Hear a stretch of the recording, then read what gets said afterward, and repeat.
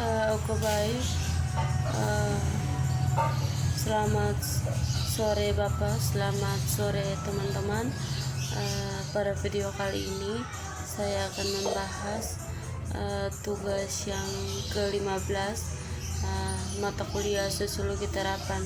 Sebelumnya perkenalkan, nama saya Florida Nida Bera, NIM 1703030023 dari kelas A reguler pagi.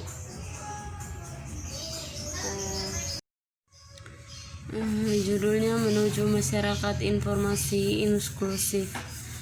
Pemanfaatan ekonomi yang ditawarkan internet seperti harga yang lebih rendah dan lebih besar pilihan. Ketika budaya massa bermigrasi ke dunia maya, banyak yang akan berlipat ganda dirugikan, tidak hanya secara ekonomi tetapi juga secara sosial. Dengan menyusun belanja sosial dan ketidakpedulian politik dalam menangani informasi yang masalah sipil, perpecahan ini kemungkinan akan tumbuh lebih akut. Terlebih lagi file masyarakat pengawasan yang muncul di mana alat informasi terbaru dan jaringan komunikasi digunakan untuk lebih jauh mengesampingkan etnis dan ras minoritas, menyebarkan awan gelap ke masa depan. Tidak mengherankan pendorong utama untuk terburu-buru masuk ke dunia maya adalah ekonomis, institusi publik meniru perusahaan swasta.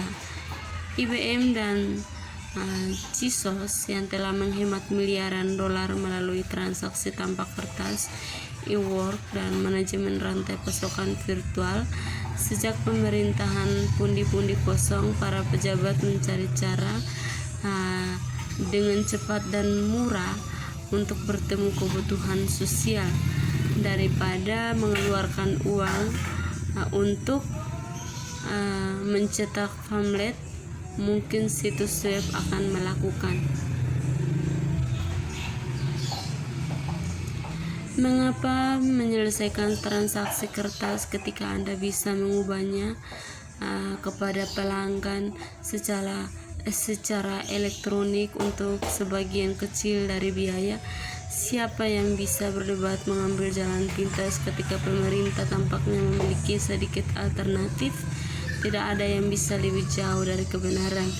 Pemerintah dan publik lainnya, lembaga seperti sekolah, wajib memberikan layanan tanpa cacat, kritik pedas.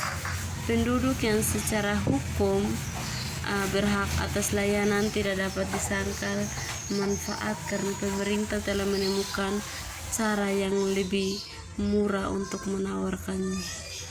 Bagaimana badan publik dapat membenarkan pengalihan, katakanlah perizinan dan pendaftaran pada antrean, dan terus menutup kantor atau mengurangi jam kerja ketika seringkali menjadi mayoritas klien mereka buta huruf secara digital? Atas dasar apa sekolah umum bisa menerima aplikasi secara eksklusif melalui internet ketika banyak calon tidak memiliki akses dan kemudahan dengan komputer? Bukankah itu tanggung jawab pemerintah materi oleh dan agar orang-orang bertemu orang di mana mereka berada, bukan di mana mereka ingin menjadi seperti itu?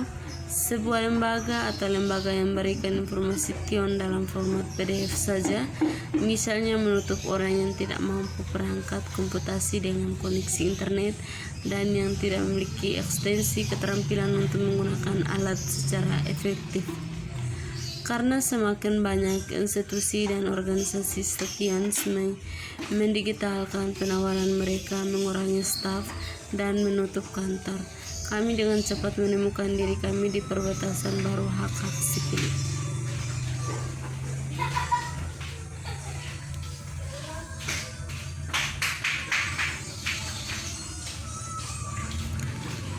Hak-hak sipil dan politik telah diuji dimanapun. Lembaga demokrasi Tions menutup kesempatan orang untuk berpartisipasi dengan pijakan yang sama karena akses yang tidak setara ke jaringan komputer dan komunikasi penting perangkat ke Tion.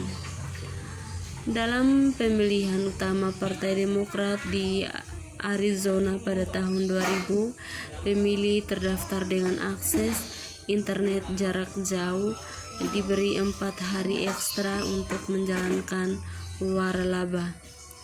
Mereka menjelang hari pertama saat pemungutan suara stasiun akan terbuka. Bagaimana itu sebagai permulaan? Pemerintah juga menetapkan presiden berbahaya dengan meluncurkan situs web yang tidak dapat diakses orang dengan disabilitas. Tidak dapat dibaca oleh orang dengan keterampilan melek huruf rendah dan tidak dapat disandikan untuk orang yang berbicara bahasa selain bahasa Inggris. Pengukur teknologi juga bisa mengecualikan. Di Alabama, sebuah agen tenaga kerja disiapkan baliho yang mengiklankan layanan bantuan pekerjaan satu atap, tetapi hanya memberikan URL sebagai informasi kontak. Warga angkat senjata karena sedikit penerima manfaat sasaran sebenarnya dapat menggunakan layanan seperti yang dirancang. Buku ini menawarkan beberapa ide tentang bagaimana bermigrasi ke dunia maya dan menghindari perangkat pengucilan sosial. Saya mengedepankan visi bangsa digital, masyarakat di mana teknologi tidak semakin merusak tatanan sosial, di mana setiap orang yang dapat memanfaatkan layanan yang lebih cepat, lebih murah, dan lebih baik.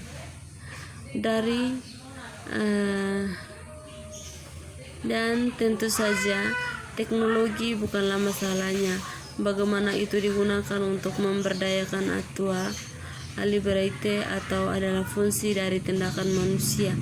Keadilan sosial dan keadilan telah hilang dalam kesibukan untuk meningkatkan efisiensi, seringkali defense of QT, memperluas akses ke perangkat komputasi dan komunitas. Jaringan Kation adalah langkah pertama yang jelas untuk meningkatkan peluang. Meningkat persembahan yang ditujukan untuk mempertajam keterampilan literasi digital juga penting untuk digerakkan jutaan manusia menjadi pusat kehidupan ekonomi dan sosial.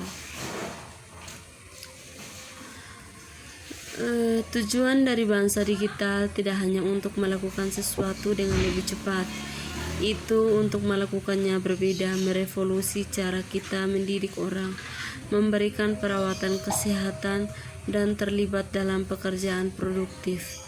Menerapkan visi bangsa digital akan menyelamatkan negara miliaran dolar selama tahun-tahun mendatang dan akan sangat membantu meningkatkan kualitas hidup seiring teknologi memperluas pilihan dan peluang.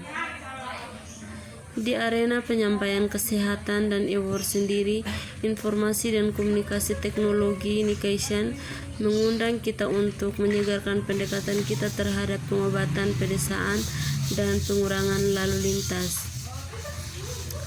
Aplikasi telemedicine di komunitas terpencil menyelamatkan nyawa dalam diagnosis dan pengobatan waktu nyata. Transisi Word dapat menghemat ribuan dolar per komuter karena hilangnya produktivitas dan bahan bakar konsumsi. Belum lagi memiliki lingkungan dan psikologis yang positif efek ical. Menutup mata terhadap janji agenda bangsa digital seperti yang telah dilakukan oleh banyak pemimpin akan memperburuk ketimpangan sosial dan menyebabkannya kematian banyak komunitas yang sudah terpinggirkan.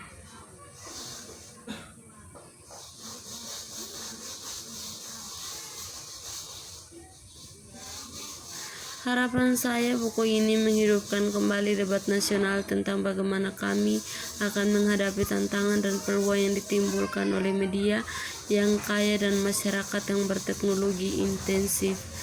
Kelalaian dan keraguan akan jauh mencapai konsekuensi dalam hal keunggulan kompetitif yang hilang, berkurang produktivitas, dan pengucilan sosial.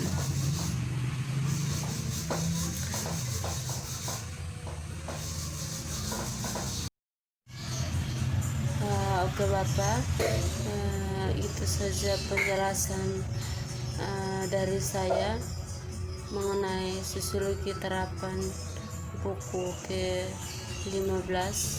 Terima kasih.